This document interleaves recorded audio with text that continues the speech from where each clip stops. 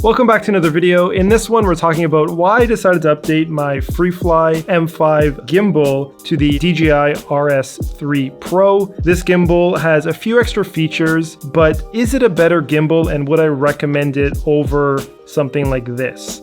Let's jump in.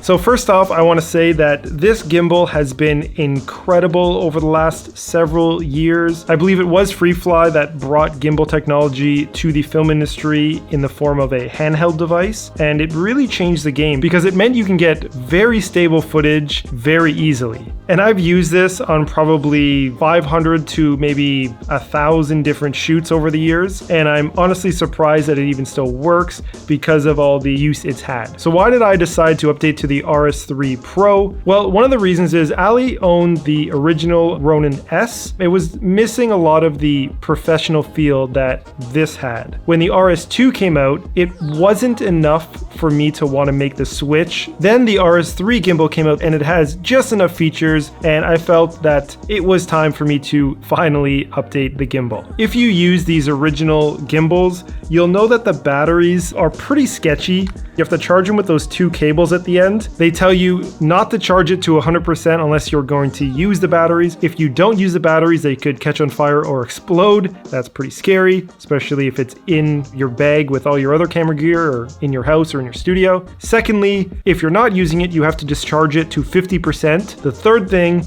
is you can't use it to 0%. There is again a chance that it could catch on fire and explode. It's recommended to keep a LiPo safe case so that if they do explode, it will hopefully stay within the case. The fact that these newer gimbals don't use LiPo batteries, they just have like a built-in battery system and you just charge it with a USB, compared to always stressing about if I'm operating it properly. So one of the big features that everyone's talking about with this new gimbal is the fact that it has an auto lock feature, and I can't stress enough how big of a deal that is. With the other FreeFly Movi gimbal, I've had scenarios where I start up the gimbal and it just starts spinning like crazy. With this RS3 Pro gimbal, you can see that it's just perfectly locked. So because you can just press one button, it'll lock all three axes in place. That means on set, you can place it down. It's gonna save a bit of the battery because everything's locked and the motors aren't running full. And it's just the peace of mind that you know the gimbal isn't gonna fly around everywhere, which I've had happen multiple times. Having this be able to auto lock is a big deal for gimbal operators. So as I mentioned, Alli had the original Ronin S. DJI didn't have like this two handle system with the two handles. The degree of rotation you can turn is a lot smaller compared to just holding this with one or two handles at the bottom. On the Ronin one, that was resulting in footage where the panning was too quick and it just didn't feel as good or as high-end as what I could do with a two-handle system. By the time the RS3 came out, with all the additional features it had, plus the fact that I could also buy these extra handles, it made sense for me to update. Another reason is the M5 has a weight limit of 5 pounds, but nowadays you may want to bulk up your setup a little bit more. You might want to have a matte box on the front or a motor system, or just use a higher end camera that weighs a little more. And that's where this gimbal comes into play. It's around twice as heavy as the M5, which means I have the options to shoot on a red with a nice quality lens on the front, or on a fully kitted mirrorless camera. I would say that the stabilization is on par with the M5 for the original gimbal coming out in 2014. Yeah, I'm impressed with how good their gimbal technology was back then. That being said, I don't think I need anything better than that in terms of getting, a panning, parallaxing shot around a subject. So the fact that the RS3 Pro can match that stabilization, I would say that's plenty for most gimbal operators.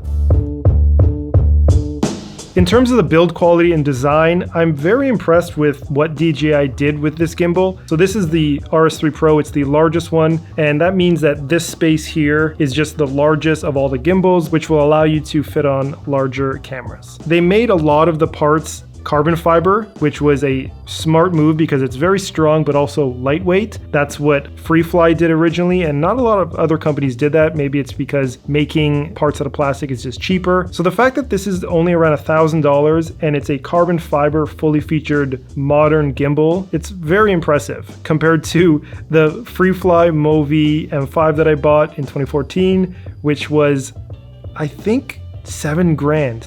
I think nowadays I would choose this one over the M5, even though the M5 is still a great gimbal. Just some of the touchscreen options it has on the back. You can, through a cable or Bluetooth, connect the camera to the gimbal and have greater control, like start, stop, recording, autofocus options. If you buy the combo, you can fit on the front like a focus motor or zoom motor. If you buy their additional accessories, you can get this little LiDAR box that sits on the top of the camera, and it'll turn a manual lens into an autofocus lens, which is pretty cool. There's a couple really great design features, like this little twist knob, which allows you to micro tune the adjustment so you can balance that axis very accurately, which is a huge help, and I found that to speed things up. And like I mentioned before, you can, through a cable, connect the camera to the gimbal, and that's through some of the spots right here, which run through the actual gimbal. Second to that, they have a switch here to go between panning and tilting.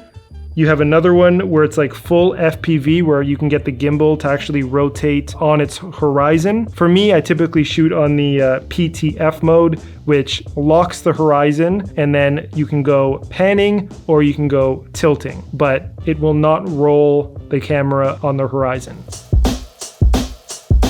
It's so easy to balance. Once you get a general balance on each axis, you then just go into the settings, or on the DJI app, which I would recommend getting because it makes life a lot easier. You can just hit the auto calibrate option, and then it'll calibrate the system and balance it for you based on the weight that it senses, which again is amazing. For me, for $1,000, you can get like a high-end gimbal. Yeah, very, very impressive. The build quality, the stabilization, the fact that it locks. I would highly recommend this gimbal. I wouldn't waste your time getting like the RS1 or the RS2 at this stage. So yeah, because this is the third version, the RS3, they've just thought of everything. They've tweaked everything and made it as good as it can be. All right, so that's it on my initial thoughts on the RS3 Pro and why I decided to finally update my camera gimbal. This thing will probably be used for the next several years because this one is such a good gimbal and it is fully featured. Okay, that's it for this video. If you liked it, give it a thumbs up and subscribe to see more videos from us in the future. We have over 200 videography related videos like gear reviews, camera and lighting how-tos, and editing tutorials. And if you want to know the equipment, music, LUTs, or motion graphics that we use in our videos, all links are in the description. Thanks so much for watching, and we will see you next time.